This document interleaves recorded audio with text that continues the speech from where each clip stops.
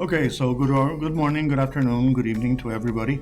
I am going to do this video to present to you Criterion A of our second and final unit for design. And if you double click, I'm going to do this the same way I always do. I'll click to make sure, and if I want to download the document, you click on the down arrow and it will open at the bottom. I'm going to open it and it's here. Now for this exercise, I am compressing all the strands in Criterion A into one worksheet. That way we will have enough time and enough leg room to do what needs to be done in order to be able to complete it on time. We have 6 weeks approximately left of class, and I don't want anybody to be left out. I want to give you enough time to complete the activity. So this is the design situation.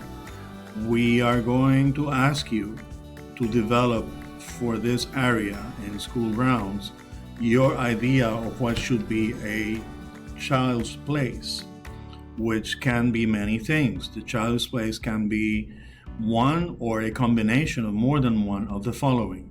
Could be a place to grow edible plants, fruits and vegetables. It could be a place to grow different kinds of flowers. It could be a hydroponics garden. It could be a place for relaxation and conversation. It could be a place that combines a playground, I suggest for grades ages 5 through 12 plants, or a completely different garden, from a combination from any of these suggestions, or totally something completely different from what I'm asking for. And through the exercise, you will learn visioning exercises, which is basically asking you, what do you think the area should look like based on what it looks now? A site analysis, which means you will get to investigate the context in which the garden is located, school, and based on that, you decide the features. You should be trying to do a 3D design of the area. More on that later. You will get a chance to do a little bit of research on the type of soil that you find on this place. You will practice brainstorming skills, particularly aided with some technology, if possible. You get to define what will be walkways or playground equipment and what will be flower beds. It's two different things. And you'll get to practice choosing the right kind of plants for a school garden. For Criterion A, strand 1, that never changes. The strands are the strands in the design cycle. What changes is the student work for each one.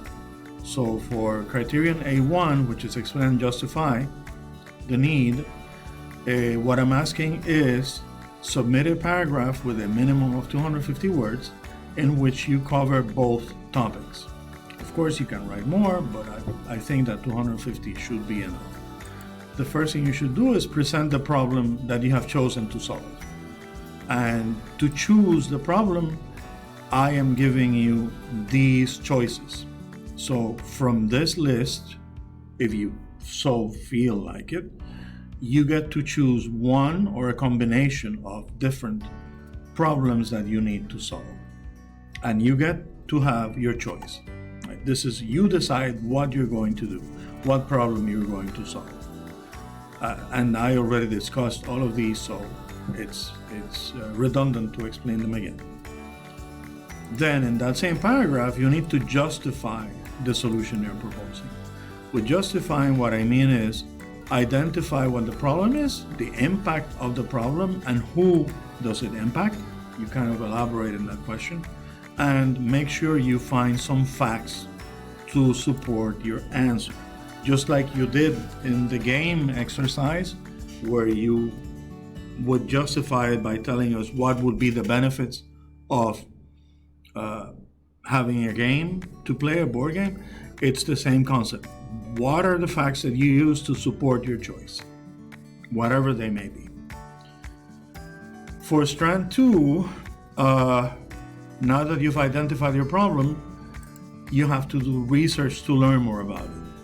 And what I'm asking is that you come up with a minimum of 5 questions that you will need to answer to help you understand your problem and help you create your solution.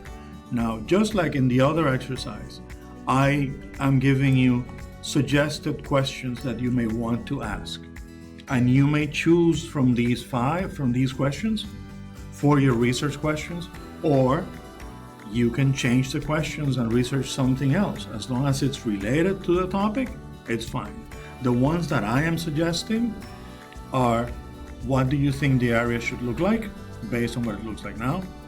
A site analysis, meaning where is the garden located and what features do you want to give? The third one, what would you like to use to create the 3D design? The other one, what kind of soil do you find in an area like this? This is smack in the middle of the city, close to the beach. So a simple internet search or a consultation with any source or related to geography will give you that information. You can do a research on what is brainstorming and what you can use to help you brainstorm.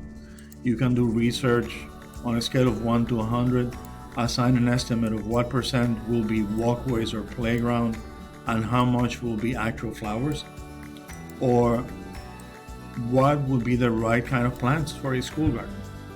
Any of these questions will help you get underway in the process of creating your garden. You get to choose 5, and if you think you would like to add a question that is not here, feel free to do so.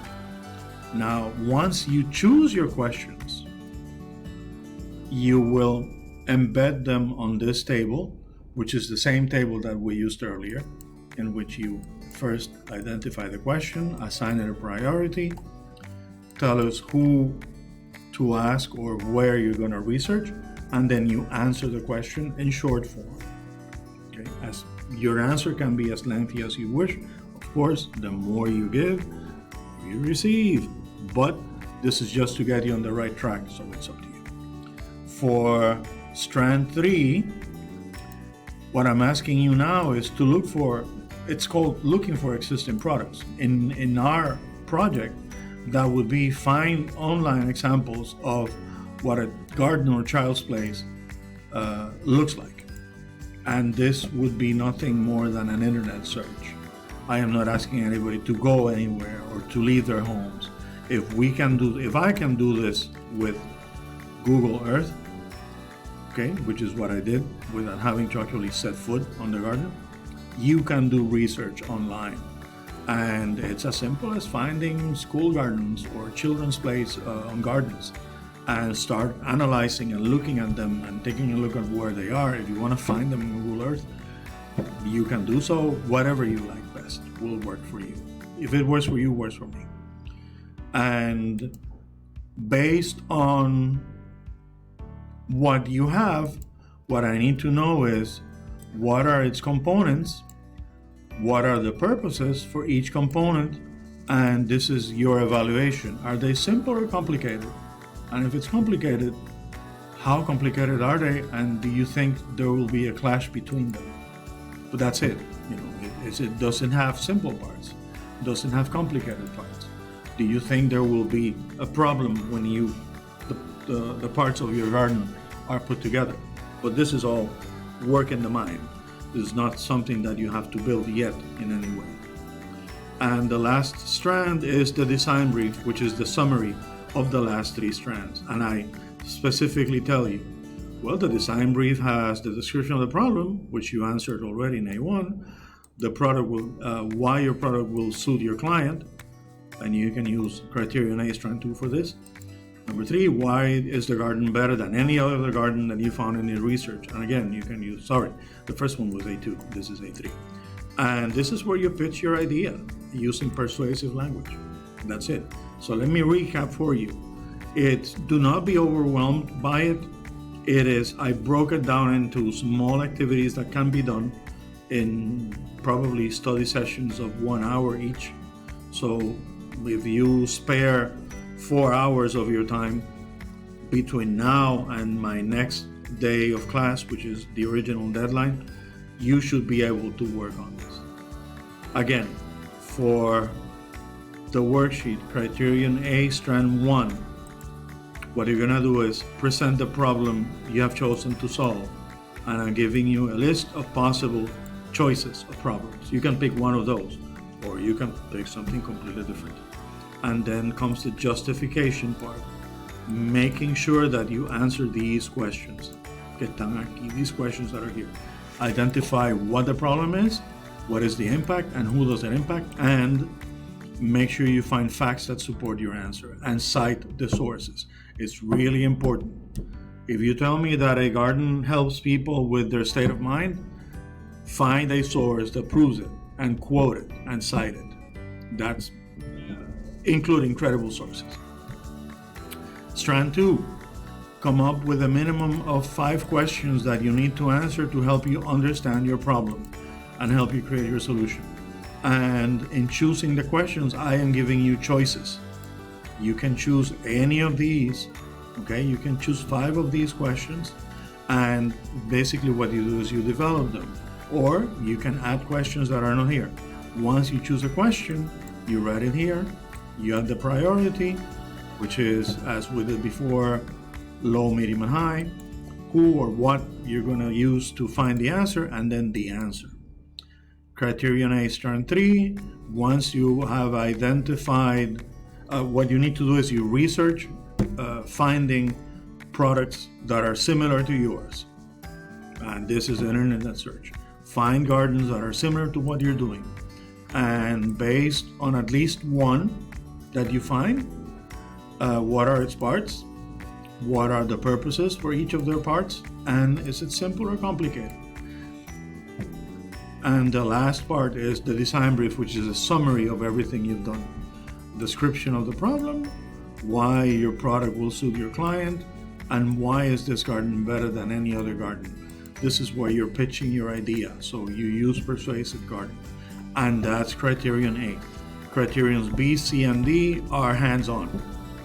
I have compacted them and I've summarized them in a way that after you do the original research, which should be careful enough, you should be able to start sketching and creating your models and implementing it in any way. If you have any questions, contact me. I'm always available. I will be here to guide you. If you find that this is overwhelming in terms of the deadline, because we do have 1 week to fulfill this activity, please let me know and we will make whatever arrangements need to be made. For now, that's it. God bless you and have a good day.